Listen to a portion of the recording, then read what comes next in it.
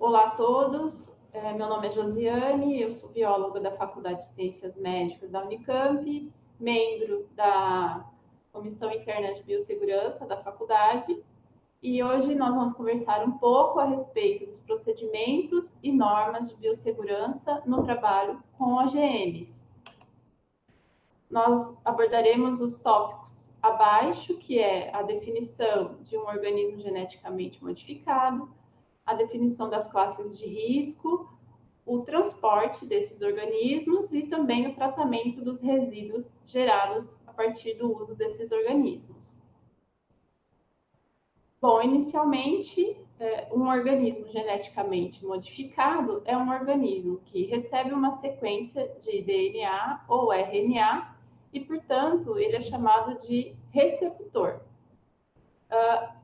Esse organismo receptor, ele recebe uma sequência de DNA e RNA de um outro organismo, logo é um organismo doador.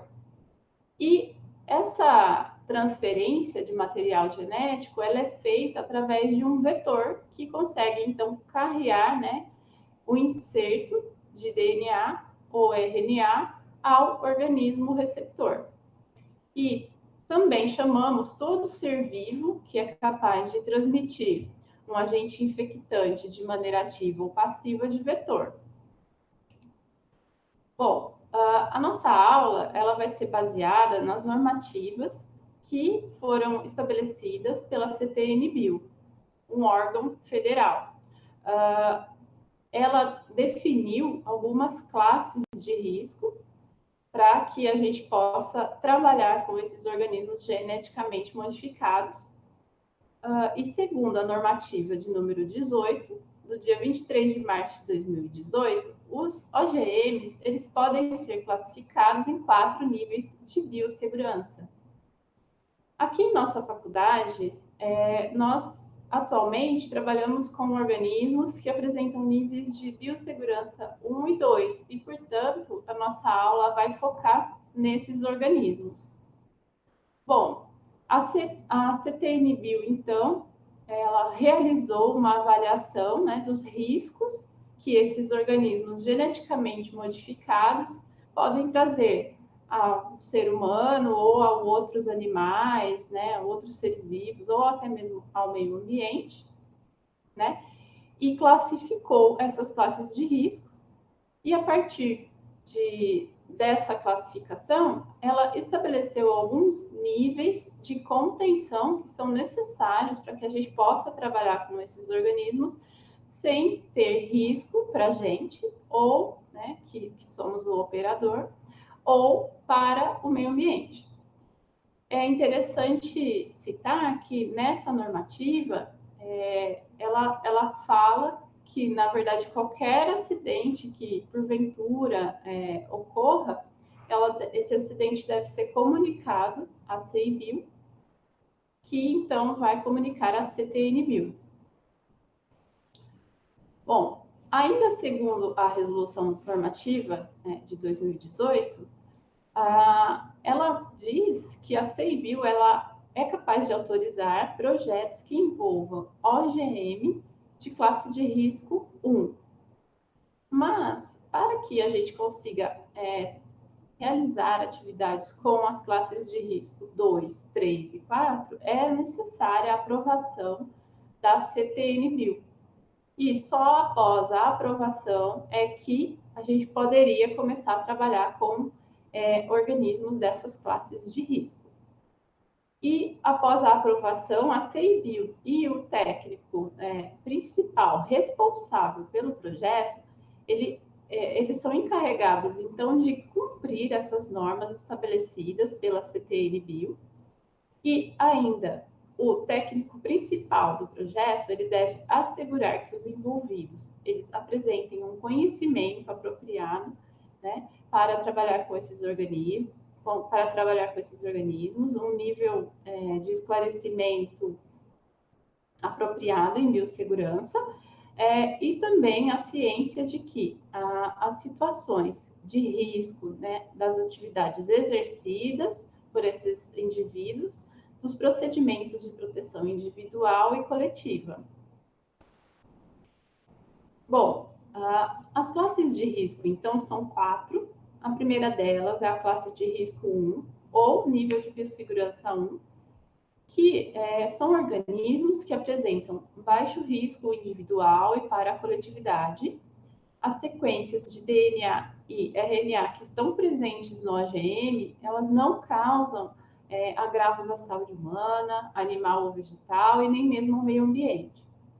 Já a classe de risco 2, né, ou nível de biossegurança 2, são organismos que apresentam um risco individual moderado, né, ou seja, eles podem nos causar algum agravo à nossa saúde, mas um baixo risco, né, para a coletividade. As sequências de DNA ou de RNA que estão presentes nesse OGM, eles podem causar um moderado agravo à saúde humana e animal, mas um baixo risco de disseminação para o meio ambiente. A classe de risco 3, ou nível de biossegurança 3, já apresenta um alto risco individual e um risco moderado para a coletividade. Portanto, são sequências de DNA ou RNA, risco para ação para o meio ambiente. E, por fim, a classe de risco 4, ou nível de biossegurança 4, são organismos que apresentam alto risco individual e para a coletividade, um OGM que contém sequência de DNA ou RNA com alto risco de agravo para a saúde humana e animal, e ainda é capaz, né, de se disseminar facilmente e causar efeitos adversos ao meio ambiente. A CTN-Bio ainda, né, para a classificação desses riscos, considera alguns outros pontos, como a possibilidade de recombinação de sequências que foram inseridas no AGM, levando à reconstituição completa e funcional de genomas de agentes infecciosos, processos que possam gerar um genoma infeccioso, genes que codifiquem substâncias tóxicas a qualquer ser vivo e que causem danos ao ambiente, e ainda genes de resistência a antibióticos de uso clínico. Bom, mas sabemos que em alguns momentos se faz necessário o transporte desses organismos. Então, a normativa de número 26, do dia 25 de maio de 2020, ela estabeleceu algumas regras para o transporte, né, de OGMs, dentre eles partículas virais, plasmídeos ou até mesmo animais, né, e para que eles possam ser transportados de uma maneira segura, tanto para quem está transportando quanto para o meio ambiente, né? Então, antes de você transportar qualquer um desses organismos, se ele for de nível 1 de biossegurança, a CEBio é capaz de autorizar, né, esse transporte diretamente. Entretanto, se esses organismos forem de nível 2, 3 ou 4, é necessário a autorização da CTN-Bio. O formulário de preenchimento, né, de autorização para o transporte desses organismos, ele está presente, né, um modelo na nossa página da Faculdade de Ciências Médicas, dentro de pesquisa, dentro da CEBio, existe um formulário que você pode acessar, ele deve ser entregue junto ao formulário de solicitação de uso de transgênicos, né, o CQB, e ali vocês irão encontrar algumas informações a respeito da maneira adequada de transporte e também vão ter que preencher a quantidade por exemplo, volume de partículas virais, né, ou de plasmídeos que vocês vão transportar. Isso é uma exigência da CTN-Bio e está presente no anexo 1 dessa normativa 26. No caso do transporte de animais, também seguimos a resolução normativa de número 26. Só que, de uma forma geral, né, o transporte dos animais, caso ele seja de uma instituição para outra, é necessário que ocorra a geração de uma guia de transporte e também que esses animais apresentem um atestado sanitário. Ambos os documentos, tanto a GTA como o atestado sanitário, ele deve ser emitido pela instituição cedente dos animais. Bom, e por fim, como que é possível a gente tratar os resíduos gerados através do trabalho com esses OGMs?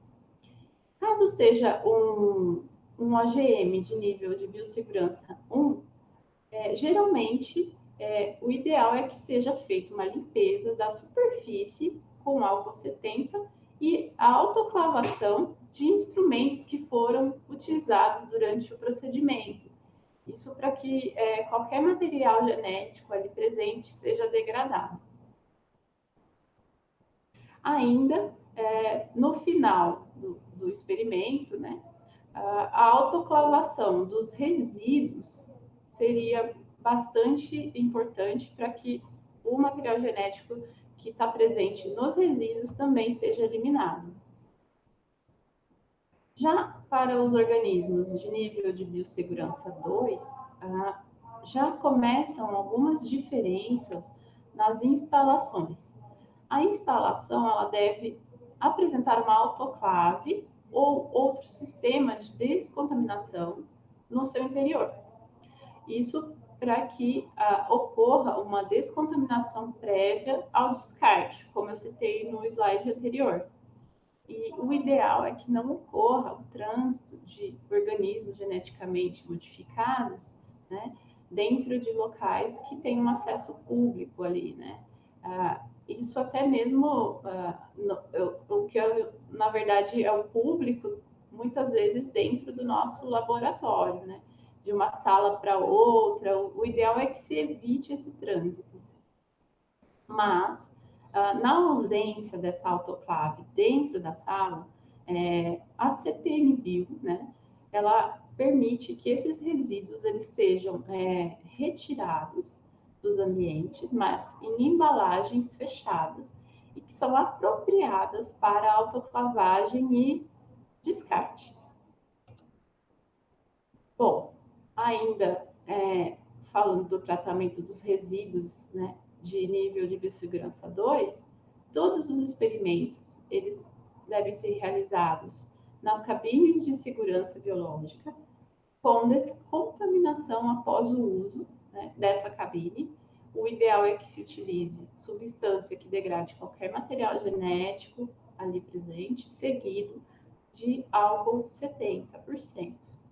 E, no caso de utilização de EPIs não descartáveis, eles devem ser descontaminados após o uso e devem ser armazenados naquele local destinado aos organismos geneticamente modificados de NB2. Para maiores informações, vocês podem acessar a página da faculdade, também a CTN-Bio, e as resoluções normativas de número 18 e 26, que estão presentes na CTN-Bio. Obrigada.